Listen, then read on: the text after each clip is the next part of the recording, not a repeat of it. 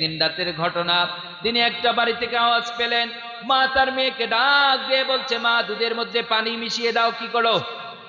সবাই বলেন, দুধের মধ্যে পানি মিশিয়ে দাও। মেয়েটিকে বলার পরে মেয়েটি মাকে ডাক দিয়ে বলছে, মা খাদ্যদ্রব্যের মধ্যে ভেজাল মিশানো যাবে না, হারাম করেছেন কে? চিল্লায় বলেন, হারাম করেছেন কে? আমাদের সমাজে এরকম মানুষ আছে না নাই? 5 কেজি দুধ কিনেছে, 3 কেজি পানি মিশিয়ে দেয়, আছে না নাই? বাজারে বিক্রি করার সময় বলে, কি কষ্ট হচ্ছে নাকি আপনাদের? এগুলা ওয়াজ শুনবেন না তো, কারণ এগুলা ওয়াজ মানলে সমাজ সুন্দর হবে। হচ্ছে না বাংলার জমিনে আজকাল? আল্লাহ সে কথাই তো বলছেন, প্রতিটা মানুষের হৃদয়ের মধ্যে যখন আল্লাহর ভয় থাকবে, ওই মানুষগুলো তো আর গুনাহ করবে না, মানুষকে ঠকাবে না। 2 নম্বর বলে 1 নম্বর জিনিস বলে 2 নম্বর জিনিস দেবে না।